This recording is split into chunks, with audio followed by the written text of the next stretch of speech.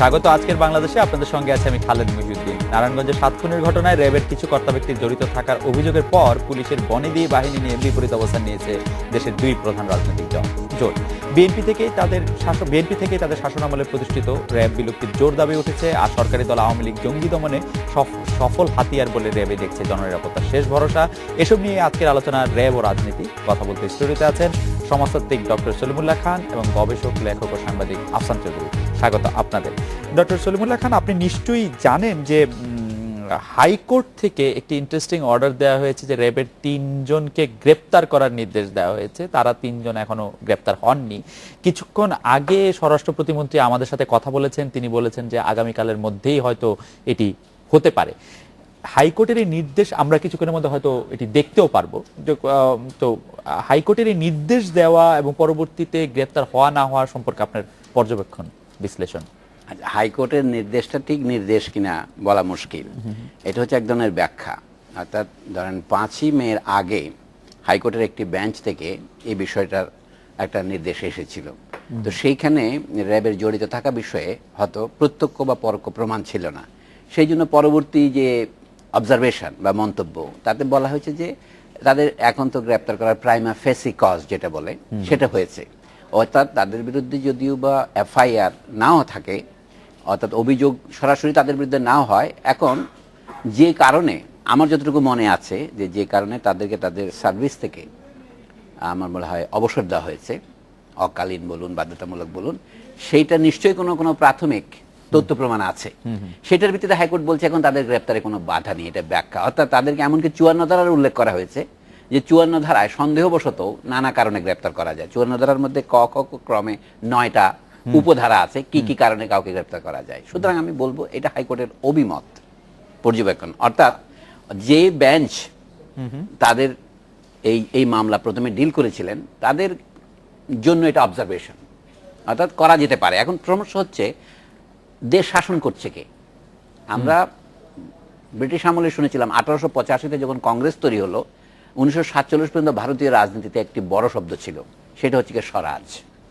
স্বরাজের অনুবাদ হচ্ছে নিজের রুল। দুবার অনুবাদ হয়, rule by self and rule over self.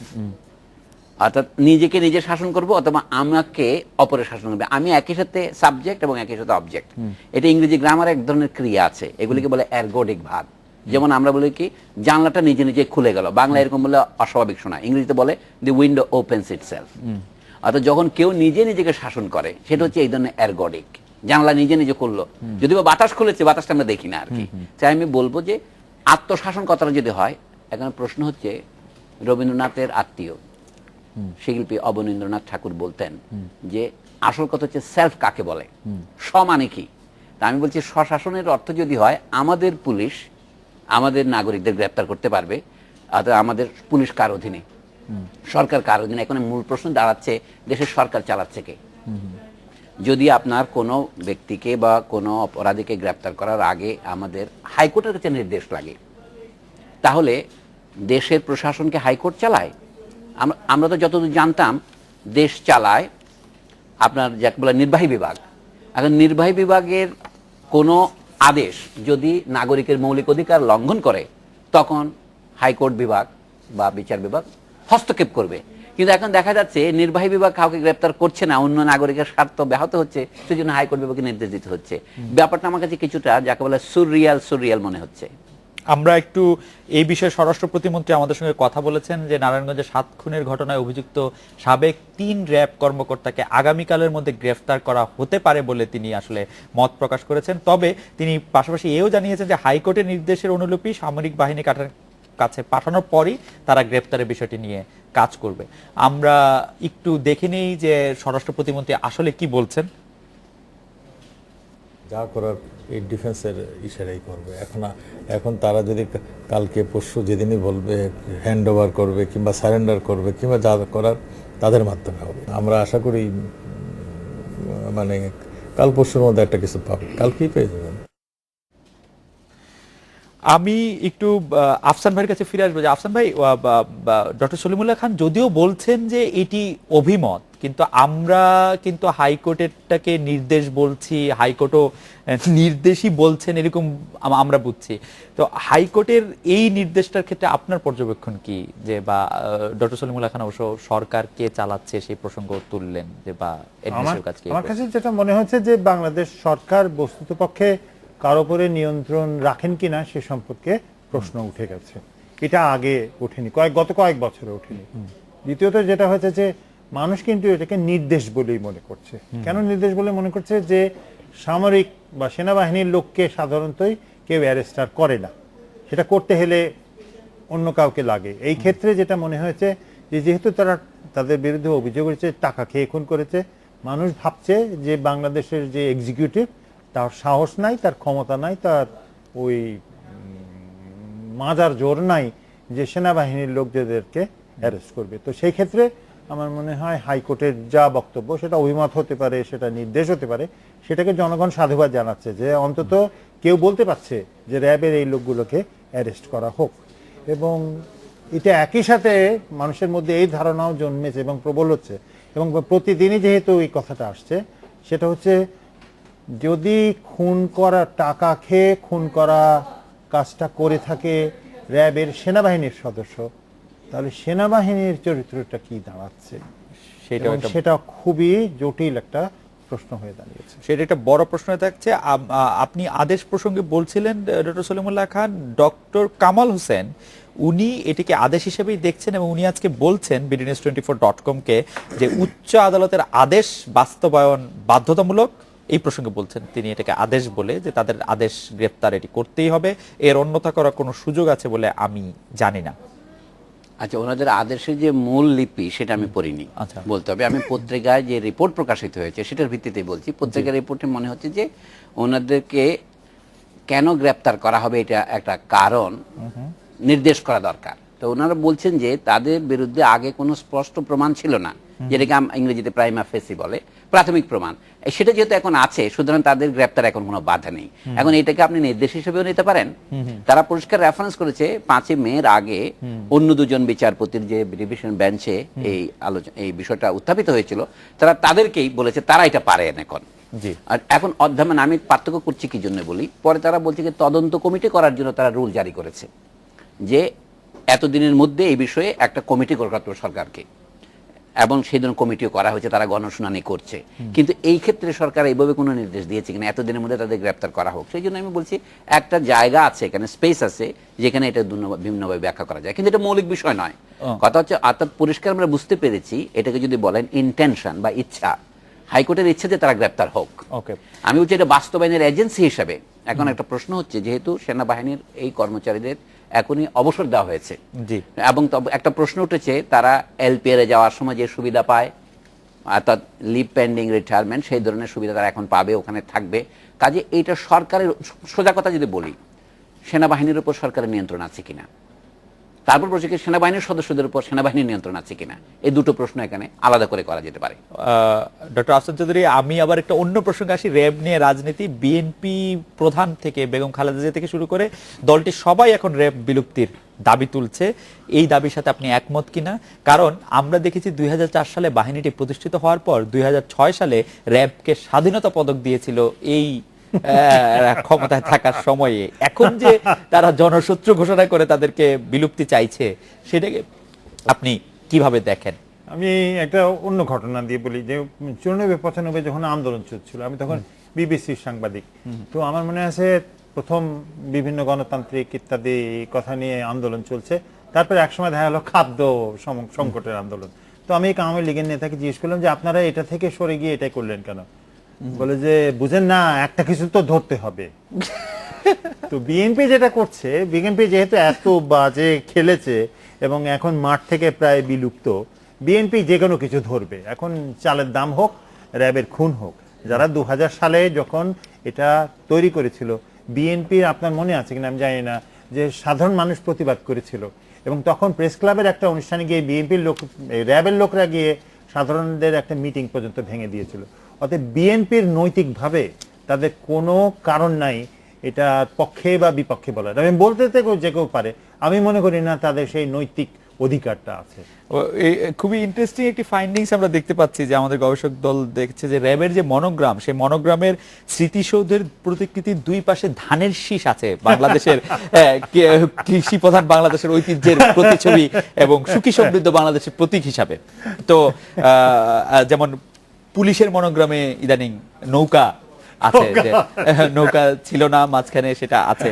তো সেটা একটি মানে সেই বিষয়ে আপনার কি মত ডক্টর সলিমুল্লাহ খান? বাংলাদেশে ধানের শীষ এবং নৌকা দুটোই দেশের দুটো অংশ, তো দুটো জিনিস নিয়ে আমরা মস্করা করতে পারি, কিন্তু ব্যাপারটা মস্করা নয়। এখানে গুরুত্বপূর্ণ বিষয় আছে। গুরুত্বপূর্ণ বিষয় হচ্ছে সকলেই আমরা সংবিধানের ৫ম সংশোধনীর নিন্দা করি, আমরা এখন সকলে ৪র্থ সংশোধনীর নিন্দা করি, যদিও উচ্চারণ করি না। কিন্তু সবচেয়ে বড় নিন্দনীয় একটা সংশোধনী হয়েছিল সংবিধানের ২য় সংশোধনী ১৯৭৩ সনে। লক্ষ্য করেন তখন রক্ষী বাহিনী গঠিত হয়েছিল। আচ্ছা লক্ষ্য করুন, এবং তার সাথে সংবিধানের মৌলিক অধিকার, যেটা আমাদের ৩৩ অনুচ্ছেদ ৩৩ নম্বর প্যারাগ্রাফ, আর এটার মধ্যে কি আছে যে কোনো ব্যক্তিকে আমরা যে বলে আমাদের মৌলিক অধিকারের ৩টা জায়গায় বলি ৩১, ৩২, যে কোনো ব্যক্তির জীবন এবং ব্যক্তি স্বাধীনতা, ইংরেজি বলে পার্সোনাল লিবার্টি এবং লাইফ, আইনের বিধান ছাড়া, আইন অনুযায়ী ছাড়া ক্ষুণ্ণ করা যাবে না। আচ্ছা এটা হচ্ছে ৩১ হচ্ছে সেই ব্যক্তি যদি দেশের নাগরিকও না হয়, বিদেশিও হয়, তার সে মানবাধিকার রক্ষা করতে হবে। যেভাবে জাতিসংঘের পাশ করা যে আন্তর্জাতিক মানবাধিকারের যে প্রোটোকল ১৯৬৬ সনের সিভিল অ্যান্ড পলিটিক্যাল, সেটা তো এটা আছে, সেটা বাংলাদেশের সংবিধানের স্বীকৃতি আছে ৩১ ধারায়। ৩২ আছে ৩৩ বলা হচ্ছে যে কাউকে গ্রেপ্তার করলে ২৪ ঘন্টার মধ্যে, মাঝে অল্প ২-১ ঘন্টা বাদ দিয়ে হাজির করতে হবে। কিন্তু ১৯৭৩ সনের সংবিধানের ২য় সংশোধনের মাধ্যমে সেটা রহিত করা হয়। তাতে বলা যে যদি কোনো ব্যক্তি ওই সময়ে বিদেশি শত্রু হয়, অর্থাৎ যুদ্ধ থাকলে যাকে এলিয়েন এনিমি বলে, তার ক্ষেত্রে এটা প্রযোজ্য হবে না। অথবা যে কাউকে যদি নিবর্তনমূলক কোনো আইনে, ইংরেজিতে আছে প্রিভেন্টিভ ডিটেনশন, নিবর্তনমূলক আইনে যদি গ্রেপ্তার করা হয়, তাকেও কিন্তু ২৪ ঘন্টার মধ্যে হাজির করতে হবে না, তাকে বিনা বিচারে ৬ মাস আটক রাখা যাবে। এটা আমাদের সংবিধানের মধ্যেই ঢোকানো হয়েছে। এর চেয়ে বড় মানবাধিকার বিরোধী, মৌলিক অধিকার বিরোধী, গণতন্ত্র বিরোধী কোনো ধারা হতে পারে না। কিন্তু আমাদের সংবিধানে এটা তবিয়তে আছে, বহাল আছে, এবং সেটা কেউ এটা পরিবর্তন করেনি। এই জন্য স্পেশাল পাওয়ার অ্যাক্ট বলে যে একটা হয়েছিল, সেটা তার অধীনে রক্ষী বাহিনী হয়েছিল। এই জন্য বলছি যে এই যে পপুলিস্ট রাজনীতি, আমরা বলছি যে র্যাব বিলুপ্ত করতে হবে বা করতে হবে, যদি আপনি বলেন রক্ষী বাহিনী তো বিলুপ্ত হয়েছে, তা থেকে অবস্থার উন্নতি হয়েছে। কাজে ব্যাপারটা র্যাব অথবা পুলিশ অথবা সেনাবাহিনী, আজকে তথ্যমন্ত্রী হাসানুল্লাহ কিনু বললেন কি, খালেদা জিয়াকে বলতে হবে সেনাবাহিনী অভ্যুত্থান করেছে দেশে বহুবার, তাহলে সেনাবাহিনী বিলুপ্ত করতে হবে, এটা বলতে পারবেন? এটা রেটরিক্যাল প্রশ্ন। আমি যেখানে বলছি, অর্থাৎ তারপর বলে কি পরিণতি কি হবে, খালেদা জিয়াকে রাজনীতির মাঠ থেকে বিদায় নিতে হবে। এটা হচ্ছে ইনু সাহেবের বক্তৃতা। এখন খালেদা জিয়াও এরকম কিছু বলবেন, কিন্তু এইগুলির মধ্যে দিয়ে আসলে সেটা হারিয়ে যাবে। সেটা হচ্ছে কি জনগণের মৌলিক অধিকার লাঞ্ছিত হচ্ছে। আপনি জানেন সিরাজগঞ্জের এমপি আব্দুল লতিফ মির্জা, মুক্তিযোদ্ধা, ৫ বছর বিনা বিচারে জেলে ছিল। ১৯৭৯-তে তিনি মুক্তি পেয়েছেন। তাকে গ্রেপ্তার করা হয়েছিল শেখ সাহেবের আমলে, তিনি সামরিক শাসনের আমল পারিয়া বিএনপির আমলে তিনি মুক্তি পেয়েছেন হাইকোর্টে রিট করে। এটা reported case, Abdul Latif Mirza versus Bangladesh. তা আমি এই জন্য বলছি যে সংবিধানের মধ্যে যে সংবিধান নিজেই মৌলিক অধিকার লঙ্ঘন করেছে, এটা হচ্ছে ২য় সংশোধনের মাধ্যমে। সেটার কথা না বলে শুধু র্যাব বিলুপ্তের কথা বলে কোনো লাভ নেই। আজকে র্যাব আপনি বিলুপ্ত করেন, আরেকটা র্যাব গঠন করেন। বলা উচিত যে র্যাব হোক, সেনাবাহিনী হোক, যদি কেউ মানবাধিকার লঙ্ঘন করে তাহলে সেটার কি প্রতিকার আছে, সংবিধান তাকে কি প্রতিকার দেয়। আমরা কি জন্য জরুরি অবস্থার বিরোধিতা করি, কেন আমরা তত্ত্বাবধায়ক সরকারের বিরোধিতা করি? কারণ আমি বর্তমান সরকারের প্রধানমন্ত্রী তিনি তত্ত্বাবধায়ক সরকারের বিরোধিতা করেন, এই বিষয়ে আমি তাকে সমর্থন করি। কিন্তু প্রশ্ন হচ্ছে কেন আমরা তত্ত্বাবধায়ক সরকারের বিরোধিতা করেছিলাম? কারণ তখন মানবাধিকার লঙ্ঘিত হয়, মৌলিক অধিকার স্থগিত থাকে। সংবিধানের ধারা আছে ৪৪, যাতে বলা হচ্ছে হাইকোর্টে যাওয়ার অধিকার একটি মৌলিক অধিকার। ১০২ নম্বর দ্বারা আছে, ১০২ নম্বর মধ্যে ৫টা আমরা বলে রিট করার বিধান আছে। তার মানে সর্বশেষ বিধান হচ্ছে যেটাকে হ্যাবিয়াস কর্পাস বলে। কাউকে যদি গ্রেপ্তার করা হয় ২৪ ঘন্টার মধ্যে তাকে হাজির করতে হবে। তাহলে সংবিধানের ১০২-এর ২ ধারা, সংবিধানের ৪৪ ধারা, সংবিধানের ৩৩ ধারা, এই সবগুলো মিলালে আমরা বুঝতে পারি যে আমাদের কিছুটা অধিকার আছে কিনা। এখন সেটা ভঙ্গ লঙ্ঘন যদি পুলিশ করে, একই রকমের শাসন অগণতান্ত্রিক। এটা যদি র্যাব করে অগণতান্ত্রিক, এটা যদি সেনাবাহিনী করে, যেমন বিএনপির আমলে গতবার যে অপারেশন ক্লিন হার্ট এবং অন্যান্য অপারেশন হয়েছিল, তাদেরকে ইমিউনিটি দিতে হয়েছে পার্লামেন্টে, ইনডেমনিটি। আচ্ছা ইনডেমনিটি দেওয়া এক ইমিউনিটি দেওয়াই, অর্থাৎ পোস্ট হক ইমিউনিটি আর কি। তো এখন আসল প্রশ্ন হচ্ছে, সেদিন আমি আরেক টিভিতে কথা হচ্ছিল আরেকজনের সাথে, অ্যাডভোকেট সুলতানা কামাল থেকে, আমি অবাক হয়ে গেলাম। যে উনি বললেন না র্যাবকে বিশেষ কোনো ক্ষমতা দেওয়া হয়নি। আমি বললাম যে না, উনি ছিলেন আর মেজর জেনারেল আব্দুর রশিদ ছিলেন, তারা বলছেন কি না না র্যাবকে তো কোনো বিশেষ ক্ষমতা দেওয়া হয়নি। আমি বিশেষ ক্ষমতা নয়, একটা এনেবলিং এনভায়রনমেন্ট করা হয়েছে যাতে তারা they can work as if they have been given impunity, তাদেরকে কাজ করে শাস্তি পেতে হয় না। আমি একটু উদাহরণ দিলাম, যত অভিযোগ হয়েছে ক্রস ফায়ারের, তাগুলির বিরুদ্ধে কয়টা তদন্ত হয়েছে, বলে না তদন্ত যদি হয়েও থাকে কয়টা রিপোর্ট জনগণের সামনে প্রকাশিত হয়েছে, এইগুলি কি সেই আবহাওয়াকে উৎসাহিত করেনি? এখন সকলেই বলছে ওই 3 জন কর্মকর্তা এরা দায়ী, আমাদের ধরেন এদের দায়ী করে শাস্তি দিলেন, তারপরে কিন্তু সমস্যার সমাধান হবে না। রাইট, আমরা একটা বিরতি নিচ্ছি, বিরতির পর ফিরে এসে এই বিষয়ে আফসান চৌধুরী আপনার মন্তব্য শুনবো। মানে আমাদের সম্পূরক প্রশ্ন থাকবে যে র্যাবের সঙ্গে যে বিষয়টি যুক্ত করা হচ্ছে যে জঙ্গি এবং জঙ্গিবাদ দমনে তারা বিশেষ ভূমিকা রাখছে, এই জঙ্গি ও জঙ্গিবাদের এলাকা হিসাবে বা ঝুঁকিপূর্ণ এলাকা হিসেবে আপনি বাংলাদেশকে কোথায় দেখেন?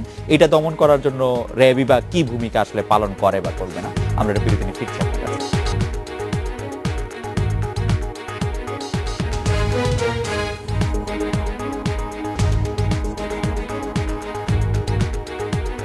ফিরে এলাম আজকে বাংলাদেশে। ডক্টর আফসান চৌধুরী, আপনার কাছে জানতে চাইছিলাম যে জঙ্গি ও জঙ্গিবাদের ঝুঁকিপূর্ণ এলাকা হিসেবে বাংলাদেশের বর্তমান অবস্থান এবং সেইটা প্রতিরোধে র্যাবের ভূমিকা বা অভ্যন্তরীণ বাহিনী সক্ষমতা আপনি কিভাবে মূল্যায়ন করেন?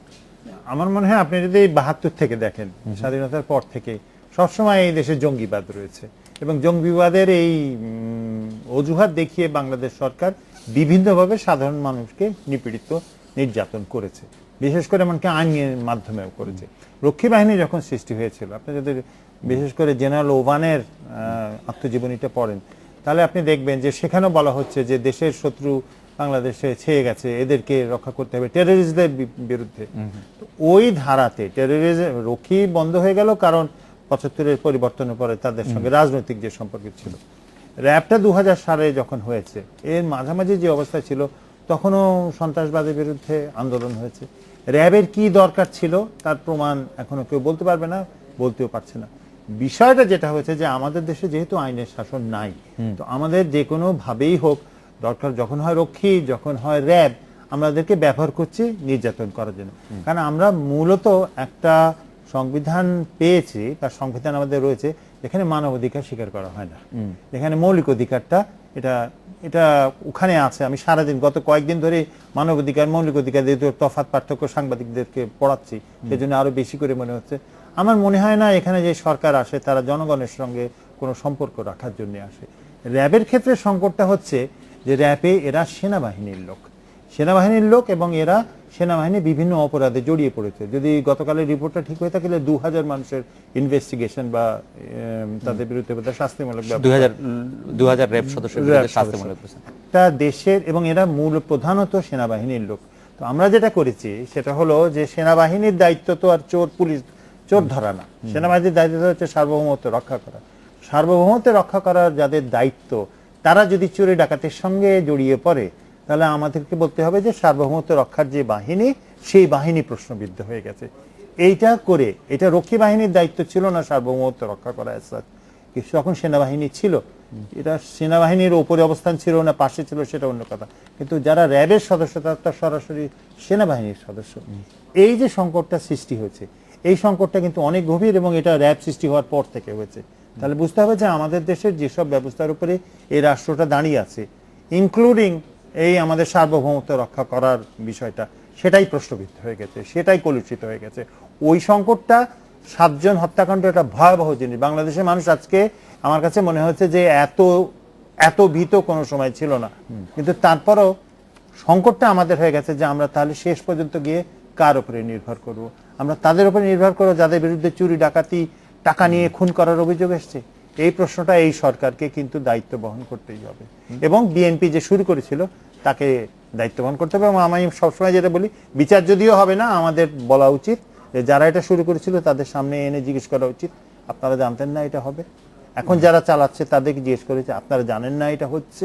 এবং এই দুটো প্রশ্ন অধিকার মানুষের করার আছে। তবে যারা ক্ষমতায় আছেন তাদের জন্য বড় সুবিধা, প্রশ্নের উত্তর দিতে হয় না।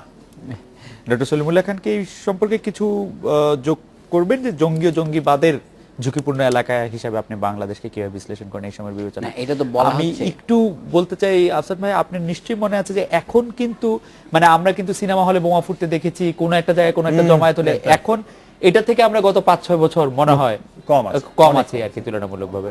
না, এটা তো বলা হচ্ছে যে একটা রাষ্ট্রের সমস্ত রিসোর্স আমরা তো একটা কাজে নিয়োগ করি, কাজেই র্যাবের বেতন তো জনগণের ট্যাক্স থেকে দেওয়া হয়। কাজে জনগণকে প্রতিরক্ষার জন্য আমাদের যত বাহিনী নিয়োগ করা দরকার সবগুলোর ক্ষেত্রে প্রধান কথা হচ্ছে জনগণকে রক্ষা দেওয়া। তা আমরা অনেক সময় বলেছি যখন দেশে জরুরি অবস্থা জারি হয়, কি যুক্তিতে জারি হয়? জরুরি অবস্থা জারি করার কতগুলি কারণের মধ্যে একটা হচ্ছে যদি অভ্যন্তরীণ কোনো বিপর্যয় দেখা দেয়, মানে যুদ্ধের মতো প্রায় যুদ্ধ অবস্থা দেখা দেয়, তখন জরুরি অবস্থা জারি করা যায়। তা আমার বক্তব্য হলো আমাদের দেশে গত 10 বছরের যে অভিজ্ঞতা র্যাব হওয়ার পরে দুই ধরনের অভিজ্ঞতা আছে। কেউ কেউ বলছেন যে কি আমরা কিছু জঙ্গি দমনে সফল হয়েছি, ইংরেজিতে বলে যারা বলে কি শয়তানকেও তার প্রাপ্য দিতে হবে। অর্থাৎ এই যুক্তি যারা দিচ্ছেন তাদের কথা সত্য বলে যদি মেনেও নেই, তারপরে তো অভিযোগ আছে। তো অভিযোগ হচ্ছে বিনা বিচারে কাউকে হত্যা করার ক্ষমতা কোনো বাহিনীর নেই। তারা করতে তারা বড় জোর গ্রেপ্তার করতে পারে। এখন যেটাকে বলে তারা গুড ফেইথে হত্যা করতেছে, তার মানে হচ্ছে তারা বলছে আমরা গ্রেপ্তার করতে গিয়েছি, সরল বিশ্বাস বলে এটাকে। অর্থাৎ বিশ্বাসে হত্যা করছে। সরল বিশ্বাস মানে কি, আমি যদি তাকে হত্যা না করি সে আমাকে হত্যা করবে। এটা বলে আত্মরক্ষার অধিকার। আত্মরক্ষার অধিকার প্রত্যেক নাগরিকের আছে, সে তো প্রত্যেক নাগরিককে হত্যা করতে পারে। আপনি বলতে আমি সরল বিশ্বাসে হত্যা করেছি কারণ সে আমাকে মারতে এসছে, আমি যদি তাকে না মারতাম সে আমাকে মেরে ফেলতো। এখন বাহিনীর থেকে যদি এই কথা বলে, একটা দুটা ঘটনা, 100-3টা ঘটনা ঘটতেই পারে, কিন্তু 100-100টি ঘটনা যদি আমরা দেখি একই কাহিনী বলা হচ্ছে, এটা তো মানুষ বিশ্বাস করে না। কিন্তু এটার জবাবদিহিতার প্রশ্ন কি? অথবা এই যে কাউকে, যে সংবিধানের 33 ধারার কথা আমি বললাম, সেখানে আছে কি কাউকে 6 মাস আটক রাখা যাবে, তবে একটা বোর্ড থাকবে, বিচারপতি একজন এবং প্রশাসনিক কর্মকর্তা একজন, তারা যদি একটা বোর্ড রায় দেয় যে তাদেরকে আরো রাখা যাবে 6 মাসের পর। এই জন্য আমি বলছিলাম একজনকে 5 বছর রাখা হয়েছিল, আরো বেশি রাখা যায়। কিন্তু তার শেষ আর একটা কথা আছে, তাকে বোর্ডের সামনে যে প্রশ্ন করা হবে, তদন্ত করা হবে, সেগুলি জনগণের কাছে প্রকাশ করতে বোর্ড বাধ্য নয়। তার মানে বোঝা যাচ্ছে কি এইটাকে বলে পুলিশ স্টেট। আমাদের রাষ্ট্র হচ্ছে পুলিশ রাষ্ট্র, অর্থাৎ এটা জনগণের রাষ্ট্র নয়। তো সেই ক্ষেত্রে পুলিশ যে কথাটা বলবে সেটা আমরা বিশ্বাস করতে বাধ্য হই, যেহেতু পুলিশকে জবাবদিহি করতে হচ্ছে না, জবাবদিহি করতে সে বাধ্য না, সংবিধানে তাকে প্রকারান্তরে সে অধিকার দিয়েছে। এখন প্রশ্ন হচ্ছে আমাদের এখানে জঙ্গি হামলার যে কথা সমগ্র দক্ষিণ এশিয়াতে এটা আছে, এই ধরনের আইন আরেকটা যুক্তি দিবে যে এটা তো ভারতেও আছে। ভারতের সংবিধানে আপনি জানেন 9ম তফসিল বা 9th শিডিউল বলে একটা অংশ আছে, যেখানে যে সমস্ত আইন ওই শিডিউলে জায়গা পায় সেটা মৌলিক অধিকার লঙ্ঘন করলেও সেটাতে হাত দেওয়া যাবে না। যেমন এরকম ভারত ওইখানে প্রায় কয়েকশো আইন আছে, সেখানে তখন ভারতে যে সেন্ট্রাল রিজার্ভ পুলিশ সিআরপি বা যে সীমান্ত পুলিশ, এই বাহিনী ওই বাহিনী, এই যে মণিপুরে ভারতীয় সেনাবাহিনী কি করেছে সেগুলো হচ্ছে মানবাধিকার লঙ্ঘনের কাহিনী। আমরা ছবি দেখি যে 2004 সন থেকে এখানে যখন র্যাব করতে হচ্ছে কে ভারতে হচ্ছে। এখন মণিপুরেও তো জঙ্গি বাহিনী আছে আপনি বলতে পারেন, আসামে আছে বলতে পারেন। সুতরাং তারা তাদের যুক্তি দিচ্ছে, আমাদের এখানে আমাদের যুক্তি দিচ্ছে। মূল কথা হচ্ছে তাহলে ইংরেজিতে একটা কথা আছে, you can't both eat and have your cake.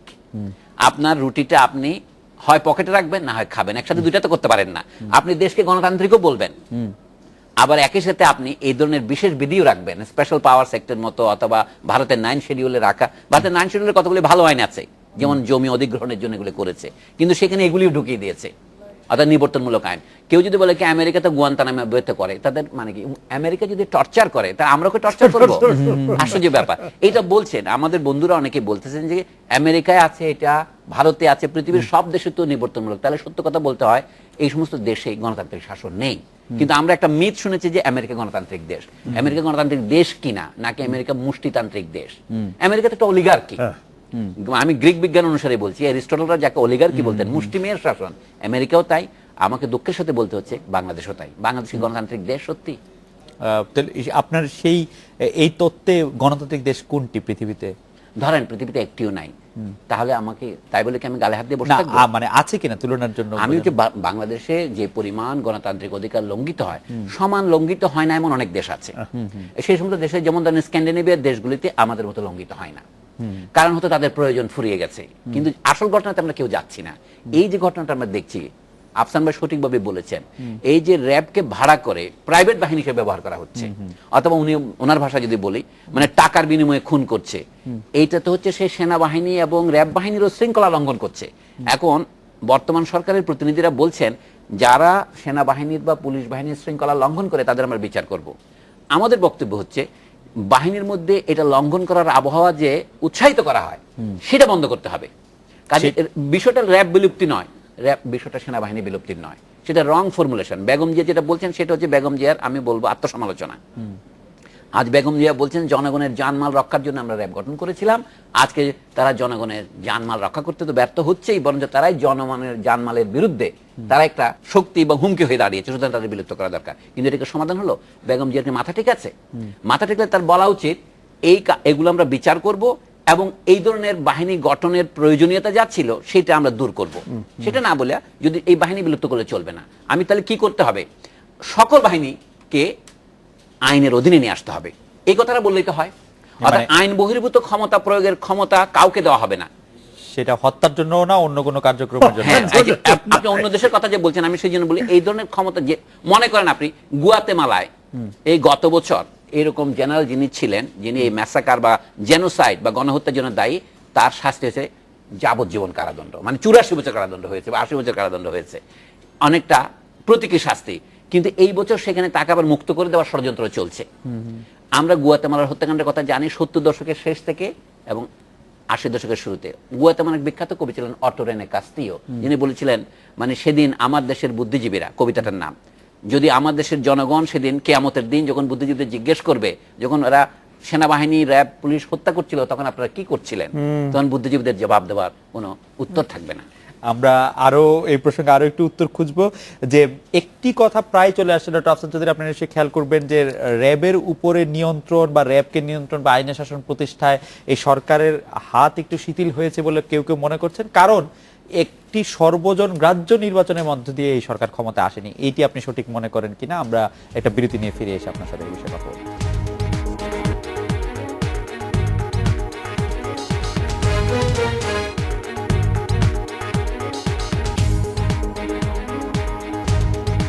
ফিরে এলাম আজকের বাংলাদেশে। ডক্টর আফসান চৌধুরী, আপনাকে জানতে চাইছিলাম যে সরকার গঠন, 5 জানুয়ারির নির্বাচন, আওয়ামী লীগ সরকার আবার নতুন আসার সাথে এই র্যাবের এই কার্যক্রমের কোনো সম্পর্ক আছে কিনা বা আইন শৃঙ্খলার কোনো সম্পর্ক আছে কিনা? আমার যেটা মনে হচ্ছে যে এক হচ্ছে যে র্যাব 2004 সালে হয়েছে, 2004 সালের পর থেকে র্যাবের বিরুদ্ধে যেসব অভিযোগগুলো এখন উঠছে সেগুলো ছিল এবং এটা সরকাররা অস্বীকার করে গেছে। এবং এই যে বিএনপি সরকার চলে যাওয়ার পরেও আওয়ামী লীগ সরকারটা রক্ষা করেছে, এটা বোঝা যায় যে সরকারি ক্ষমতায় থাকুক এটা তাদের জন্য সুবিধাজনক। তো আপনি যদি কারোর কাছ থেকে সুবিধাটা আদায় করেন তাহলে আপনি তো নিশ্চয়ই তার বদলে তাকে কিছু দিতে রাজি আছেন, এবং সেই দেয়া নেয়ার ব্যাপারে একটা বড় ভূমিকা পালন করেছে।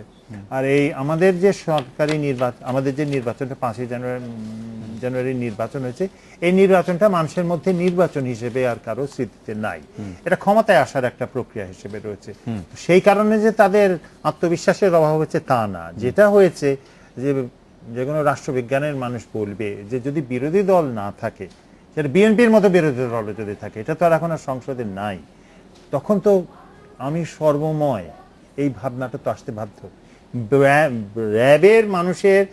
র্যাবের সদস্যদের যেই ভাবনা আছে আমাদের সরকারেরও সেই একই ভাবনার মতো হয়ে গেছে, তো যে আমাদেরকে কেউ কিছু বলতে পারবে না, আমাদের কারো কাছে জবাবদিহিতা নাই। তো সংকটটা সেইখানে যে জবাবদিহিতাহীন সরকার যদি হয় সেটা সংসদেই হয় অথবা সেটা আমাদের আইন শৃঙ্খলা বাহিনীর মধ্যেই হয়, তখন এটা বাড়বে। আর এই সরকার কিন্তু দেখাতে পারেনি। আপনি দেখেন আজকে কবে খুন হয়েছে, তারপরে কোন একটা মনে হচ্ছে সরকারকে যে তারা এই ব্যাপারে চিন্তিত, তারা নিজেদের রাজনৈতিক অবস্থান থেকে সবল করার চেষ্টা করছে। আমাদের প্রধানমন্ত্রী পরের দিন বললেন এটা বিএনপির লোকরা করেছে।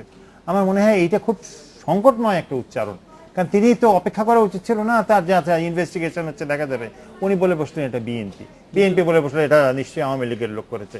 এই যে এত দ্রুতভাবে এত বড় একটা ভয়াবহ ঘটনা যেটা সারা দেশকে নাড়া দিয়েছে, সেটাকে উনারা রাজনীতির খেলায় পরিণত করলেন। আমার মনে হয় এখানে দুর্বলতাটা এই জায়গাতে। ডক্টর সলিমুল্লাহ খান, এই প্রসঙ্গে যদি কিছু যোগ না করেন তাহলে আমি পরবর্তী প্রশ্নে যেতে পারি। সেই পরবর্তী প্রশ্নটি একটি সম্পূর্ণ অন্য প্রসঙ্গ, সেটা হচ্ছে ভারতের নির্বাচন শেষ, ফল প্রকাশের আগেই দিল্লির মসনদে প্রায় নরেন্দ্র মোদী বসেই পড়ছেন, এরকম একটা আভাস দিচ্ছে ভারতীয় মিডিয়া। তো এই নরেন্দ্র মোদীর দিল্লির শাসনভার গ্রহণ করার সাথে বাংলাদেশের রাজনীতির কোন রকম কোন সম্পর্ক আছে বলে আপনি মনে করেন কিনা? থাকবে না কেন, থাকবেই। এটা তো খুব পরিচ্ছন্ন প্রশ্ন যে মানে ভারতের মতো দেশ আমাদের প্রতিবেশী, তো এখন ভারতের মতো প্রতিবেশী থাকলে আমাদের একদিকে যেমন কোনো ভয়ের কারণ নাই, অন্যদিকে তেমন আমাদের মানে এর চেয়ে বড় প্রতিবেশী আর হবে না। কিন্তু ভারতের নির্বাচনের এখন নয়, আমি শুধু বলি আগেও তো মানে বিজেপি সেখানে ক্ষমতায় ছিল এবং বাংলাদেশের সাথে তখনও সম্পর্কের টানা পড়েছিল। গত শেখ হাসিনা সরকারের সময় 1996 তখন একবার বিজেপি ওখানে ক্ষমতায় এসেছিল এবং সেইখানে লক্ষ্য করার বিষয় ভারত পারমাণবিক বোমার বিস্ফোরণ ঘটিয়েছিল। কারণ ভারত পারমাণবিক বোমা অধিকার করার চেষ্টা করছে 70-এর দশক থেকেই, একবার তারা তখনও বিস্ফোরণ করেছিল ইন্দিরা গান্ধীর সময়।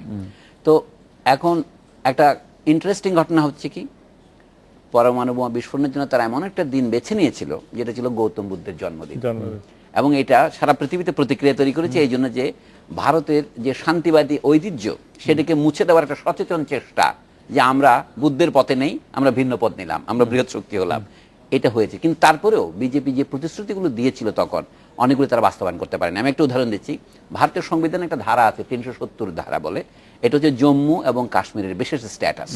জম্মু কাশ্মীর যে জন্য ভারত ইউনিয়নে যোগ দিতে রাজি হয়েছিল সেটা হচ্ছে কি, বিশেষ করে কাশ্মীর ভ্যালিতে বাইরের কেউ ওখানে জমি কিনতে পারবে না, ইমুভেবল প্রপার্টি করতে পারবে না। এটা নেহেরুর আমলে এগ্রি করা, মানে শেখ আবদুল্লাহর সাথে যে এগ্রিমেন্ট। তো এখন বিজেপি বলছিল আমরা ক্ষমতা আসলে সেটা বাতিল করব। বিজেপির আরেকটা দাবি ছিল ওই যে শাহবানুর মামলার পর পার্লামেন্টে একটা আইন করে বলা হলো মুসলিম পারিবারিক আইনকে সম্মান করতে হবে, সেই জন্য বিজেপি বলেছিল কি আমরা ভারতে ইউনিফর্ম সিভিল কোড চালু করবো, অর্থাৎ মুসলিম পারিবারিক আইনের স্ট্যাটাস আমরা রাখবো না। আমি বলছি এরকম বিজেপির অনেকগুলো দাবি ছিল, যেমন রাম জন্মভূমি মন্দির তারা নির্মাণ করবে যেখানে তারা অযোধ্যার বাবরি মসজিদ ধ্বংস করেছে। এইগুলো তাদের প্রতিশ্রুতি দেওয়া সত্ত্বেও তারা করতে পারেনি। এর কারণ হচ্ছে ভারতের রাজনীতিতে একটা কোয়ালিশন রাজনীতি গড়ে উঠেছে, অর্থাৎ অনেকগুলো আঞ্চলিক দলের সাথে তাদের দল জোট পেকে থাকতে হয়। আপনারা যেটা দেখছেন এক্সিট পোল যদি সত্য হয়, নরেন্দ্র মোদী যদি ক্ষমতায় বসেনও তাকে কিন্তু অনেকগুলো আপোষ করে বসতে হবে আঞ্চলিক দলগুলির সাথে। আপনার বিজেপি খুব ভালো করছে না এমনকি উত্তরপ্রদেশে, সেখানে আগে এই সমাজবাদী পার্টি অথবা আমাদের এই যে অভিনেত্রী কুমারী মায়াদেবীর যে দল, তারা গতবার ভালো করেনি কিন্তু এর আগের বার ভালো করেছিল। এই সমস্ত কথা আপনি খেয়াল রাখেন, বিজেপির সাথে বাংলাদেশ আগেও ডিল করেছে। একটা উদাহরণ দেই, ভারত যখন এই পরমাণু বোমা বিস্ফোরণ করলো, আপনি জানেন বাংলাদেশের কোনো পাবলিক ওপিনিয়ন ছিল বাংলাদেশ এখন পরমাণু কর্মসূচিতে যোগ দেবে না। কেন? কারণ ভারতের আছে, আমাদের থাকতে হবে না। তো পরে যখন পাকিস্তান করে একটা ভারসাম্য তৈরি করলো, আমি বাংলাদেশের বহু লোককে লক্ষ্য করছিলাম তারা পাকিস্তান বন্দী হয়ে যাচ্ছে। এই ব্যালেন্সের খেলা, এখানে উপমহাদেশের ঘটনা তো আছেই, সার্কুলেশন নিয়ে আলোচনা আমরা যত কম করি ততই ভালো। তা আমি বলছি যে তারপরেও একটা ক্ষেত্রে আমরা লক্ষ্য করি বিজেপিকেও বাংলাদেশকে ছাড় দিতে হয়েছে, এই অর্থে যে ভারতে অন্যান্য দলকে তাদের যেমন ছাড় দিতে হয়েছে, কিন্তু সেটুকু ছাড় আমরা পাইনি। এখন প্রশ্ন হচ্ছে কি, গতবার এই যে কংগ্রেস সরকারের সময় শুধুমাত্র যে আমাদের প্রধানমন্ত্রীকেও সেটা সেদিন বলতে হলো যে শুধুমাত্র পশ্চিমবঙ্গের মুখ্যমন্ত্রীর বাধার ফলে আমরা তিস্তার পানি পাইনি। তাহলে এখন পশ্চিমবঙ্গের মুখ্যমন্ত্রীর সাথে আপাতত মোদির সম্পর্ক ভালো নয়, কিন্তু সে সম্পর্ক ভালো হতে কতদিন? অর্থাৎ মোদি ছাড়াও তো আমরা পানি পাই নাই, তো মোদি হলে আর কি হবে? আমাদের একটা কথা আছে, বাংলা সাঁতারের চেয়ে গভীর আছে না। আমাদের মরুভূমি একটা জায়গায় দুটো ফারাক্কাত আমাদের মরুভূমি বানিয়েছে। কথা হচ্ছে বাংলাদেশকে ইন্ডিয়া একটা আশ্রিত রাজ্য হিসেবে ট্রিট করতে পারে না, কিন্তু তা তারা করছে। এই কথাটা বলে খুব খারাপ লাগে।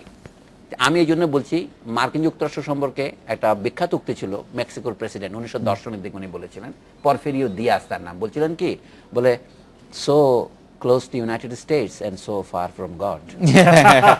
ডক্টর আফসার চৌধুরী, আপনি কি এই প্রসঙ্গে 30 সেকেন্ড বা 40 সেকেন্ড কিছু বলবেন যে ভারতের নির্বাচনের প্রভাব বা নরেন্দ্র মোদীর আশার? আমার মতে প্রভাব পড়ার সম্ভাবনা অনেক বেশি, কারণ গতবার যখন বিজেপি ক্ষমতায় ছিল আমাদের বাংলাদেশের অবস্থা এরকম সংকটময় ছিল না। তো যেটা নরেন্দ্র মোদী করবে, এবং নরেন্দ্র মোদী দেশের ভেতরে এই বাংলাদেশ বিরোধী, বাংলাদেশি মুসলমান বিরোধী একটা চেষ্টা নেবে, সেটাকে সে যে সিরিয়াসলি নেবে সেটা তা না। যখনই সে নেবে, হাসিনার জন্য যে সংকটটা হয়েছে, হাসিনা অনেকটা ভারত নির্ভর, আমাদের দেশের পূর্বে এত ভারত নির্ভর প্রধানমন্ত্রী ছিল না। যদি তিনি এইরকম মুসলমান বিরোধী একটা ভারত নির্ভরের উপরে এরকম ভর করেন, তাহলে কিন্তু তার দেশের ভেতরে তার জন্য সংকট সমস্যাটা অনেক বেশি হবে। আমরা একটা বিরতি নিচ্ছি, বিরতির পর ফিরে এসে বিরতির পর একটা কথা বলবো, সেটা হচ্ছে সোফা চুক্তির যে প্রথম প্রস্তাব আমেরিকা করে, তখন কিন্তু এইরকম একটা সংকটময় মুহূর্তে বাংলাদেশ যখন ভারতের উপর বেশি নির্ভরশীল ছিল, তখন বিএনপি বলছিল কি সোফার সাথে স্বাক্ষর করতে হবে, সেটা পরে বলবো।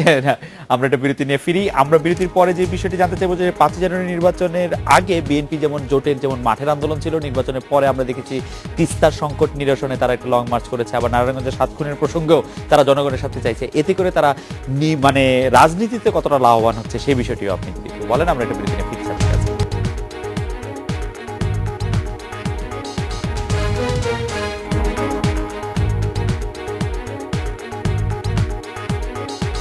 ফিরে এলাম আজকের বাংলাদেশে। ডক্টর সলিমুল্লাহ খান, বিরতির আগে আপনার কাছে জানতে চেয়েছিলাম যে বিএনপি জনবান্ধব কর্মসূচি বা জনপ্রিয় কর্মসূচি আসলে কিছু নিচ্ছে, যে তিস্তা নদী প্রসঙ্গে তারা লং মার্চ করলো, নারায়ণগঞ্জের 7 খুনের বিষয় তারা বেশ জোরালো মতো রাখছে। এগুলিতে আপনি কিরকম দেখছেন যে বিএনপি রাজনৈতিক ভবিষ্যৎ বা বিএনপি কতটা জনসম্পৃক্ত? বিএনপির রাজনৈতিক ভবিষ্যৎকে আমি জানি না, সত্যি করে বলতে গেলে ভবিষ্যৎ বক্তা আমি নই, কিন্তু আমি বলছি বিএনপির একটা বর্তমান আছে কিনা এটা গুরুত্বপূর্ণ প্রশ্ন। যদি এই ইস্যুগুলো বিএনপি নাও নেয়, অন্য কাউকে নিতে হবে। আসল কথা হচ্ছে দেশের দরকার এখন শক্তিশালী একটা বিরোধী দল। বর্তমানে হচ্ছে আমরা যেমন সামরিক বাহিনী অথবা র্যাব অথবা পুলিশ সম্পর্কে বললাম যে সেখানে একটা কালচার অফ ইম্পিউনিটি আছে। মাঝে মাঝে আমরা আইন করে তাদেরকে আমরা কি বলে তাদেরকে আমরা ইন্ডেমনিটি দিয়ে দেই প্রয়োজন বোধে। রাজনীতি তো একটা ইন্ডেমনিটি চলছে, সেটা রোধ করার জন্য সংসদের ভিতরে বা সংসদের বাইরে আমাদের আন্দোলন করা উচিত। বিএনপি যদি দল হিসেবে ডিসইন্টিগ্রেটও করে, আমি মনে করি আমাদের একটা বিএনপি গড়ে তুলতে হবে। একটা কথা আছে বলি, if God did not exist you have to invent one. কথা হচ্ছে বিএনপি যদি নাও থাকে, একটা বিএনপি গড়তে হবে। তার মানে বিএনপি শব্দের অর্থ হচ্ছে এখানে বিরোধী দল। কাজেই বিএনপি যদি সেই দলের ভূমিকা পালন করতে না পারে, আরেকটা দল গড়ে উঠতে হবে, কারণ দেশে প্রকৃতি শূন্যতা সহ্য করে না, তাহলে দেশে একটা ঝড় হবে। আমি যে বিএনপি এখন যে কর্মসূচিগুলি নিচ্ছে, এগুলিকে বলা যেতে পারে পপুলিস্ট। যেমন ধরেন বিএনপির ভাষাটা হচ্ছে কি, আপনি যেমন আজকে টপিক করেছেন র্যাব ও রাজনীতি, আপনি বিএনপির দ্বারা প্রভাবিত বলে মনে হয়। এই যেখানে বিএনপি বলছে যে র্যাবকে বিলুপ্ত করতে হবে, এটাকে ইংরেজিতে বলে পপুলিস্ট, অর্থাৎ জনগণকে তোষামত করা। কিন্তু সমস্যার আসল সমাধানের দিকে যেতে না পারলে বিএনপির কেন, আপনারও আমার কারো ভবিষ্যৎ নাই, কোন বিরোধী দলের ভবিষ্যৎ থাকবে না। স্যার, আপনি কি লক্ষ্য করেছেন যে প্রধানমন্ত্রীর বিশেষ দূত হোসেন মোহাম্মদ এরশাদ বলছেন বিএনপি রাজনীতিতে নেই, তাদের ভবিষ্যতে নেই, we will replace BNP very soon? কথা হচ্ছে কি, ভেরি সুন শব্দটা খুব একটা লুজ কথা, মানে how soon is very soon. উনি তো রিপ্লেস করতেছেন বহুদিন ধরেই। উনি একটা মতামত তৃতীয় দল হিসেবে তা ইমার্জ করেছেন। আমাদের দেশের পুরনো ঐতিহ্যবাহী একটি বামপন্থী দলও সেখানে আসতে পারেনি, বা অন্যান্য বুর্জোয়া যে সমস্ত দল তৈরি করার চেষ্টা করেছিলেন, যদি মনে করেন ডক্টর কামাল চেষ্টা করেছিলেন, বদরুদ্দোজা চৌধুরী যিনি এর সাথে কনজেনিটাল লায়ার বলছেন, তিনিও তো চেষ্টা করেছিলেন। তাতে প্রমাণ হয়েছে কি, বিএনপি নাই, বেগম জিয়া আছেন, তাই না? বদরুদ্দোজা চৌধুরী নেই, বেগম জিয়া আছেন। ওলি সাহেব চেষ্টা করেছিলেন, নেই। আপনি যদি বিএনপির ইতিহাস দেখেন, তাদের দেখবেন যে এটা হচ্ছে প্রধানত জিয়া পরিবারের ইতিহাস। এবং দুর্ভাগ্য যে আওয়ামী লীগ তো সেই দল যেটা এদেশের স্বাধীনতা সংগ্রামে নেতৃত্ব দিয়েছে, চেষ্টা করে বা চেষ্টা না করেও, কারণ জনগণ নেতৃত্ব তার উপর আরোপ করেছে। ইংরেজিতে একটা কথা আছে না, গ্রেটনেস ইজ থ্রাস্ট আপন সাম। আপনি আওয়ামী লীগ হচ্ছে সেই দল, কিন্তু আওয়ামী লীগও তো এখন বলতে গেলে পারিবারিক দলের বাইরে বেশি দূর কি গিয়েছে না, মানে সেটা বলা খুব মুশকিল। আমি ডক্টর আফসার চৌধুরীর কাছে বরং আসি। ডক্টর আফসার চৌধুরী, বিএনপির রাজনৈতিক ভবিষ্যৎ আপনি একটু বলবেন কিনা, বা রাজনীতির বর্তমান? আমার মনে হয় বিএনপি যদি চায় বা না চায়, বিএনপির রাজনৈতিক ভবিষ্যৎ আছে। কারণ যে অবস্থাটা যে সলিমুল্লাহ খান যেটা বললো, যে একটা সরকার যখন থাকে, সরকারি দল থাকে, বিরোধী দল থাকাটা এটা অবধারিত হয়ে পড়ে। সেই দায়িত্বের কারণেই বা সেই প্রয়োজনেই বিএনপি একটা দল হিসেবে থাকবে, কিন্তু সেই দলটা সবল হবে কিনা আমি বলতে পারছি না। তবে বিএনপির তো সমর্থক আছে, যারা আওয়ামী লীগ পছন্দ করে না, তারা কিছু হোক আর না হোক তারা বিএনপিকে সমর্থন করবে। তবে আমার মনে হয় বিএনপিকে যে জিনিসটা বোঝা দরকার, সেটা হচ্ছে তাদের বেশ কিছু সিদ্ধান্ত আছে, এটা ভ্রান্ত, ভুল। সবচেয়ে বড় আমার মনে করে জামাত ইসলামের সঙ্গে তাদের যে সম্পর্ক, এতে তাদের কোনো লাভ হয়নি। জামাত ইসলামের লাভ হয়েছে, তাদের হয়নি। এরকম তারা মনে করেন তারেক জিয়া সম্পর্কে মানুষের যে ধারণা, এগুলো থেকে তারা যদি ব্যবধান রাখতে পারেন, তাহলে আমার মনে হয় অবধারিতভাবে তাদের হবে। এবং এখন এই মুহূর্তে আমি এটা কথাটা বলবো ভাবিনি, প্রায় ঐতিহাসিক দায়িত্বে পরিণত হয়েছে, তাদেরকে সামনে আসতে হবে। কারণ আমরা এক দল সংসদে আছে, এক দল রাজনীতিতে আছে, আর অন্য দল খুঁজে ফিরছে, এইটা টিকতে পারবে না। এটা বড় জাতীয় একটা সংকট পরিণত হবে। সেই ক্ষেত্রে বিএনপি চাক আর না চাক, বিএনপির একটা ভবিষ্যৎ আছে। বিএনপি সেটা সামলাতে পারবে কিনা, সেটা বিএনপির উপরে নির্ভর করছে। বিএনপির ভবিষ্যৎ বিএনপি সামলাতে পারবে কিনা সেটা দেখার জন্য নিশ্চয়ই আমরা ওয়েট করবো। ডক্টর আফসার চৌধুরী, ডক্টর সলিমুল্লাহ খান, আজকের অনুষ্ঠানে আসার জন্য আপনাদের অনেক ধন্যবাদ। এই ছিল আজকের বাংলাদেশে, দেখা হবে আগামীকাল এই সময়। শুভরাত্রি।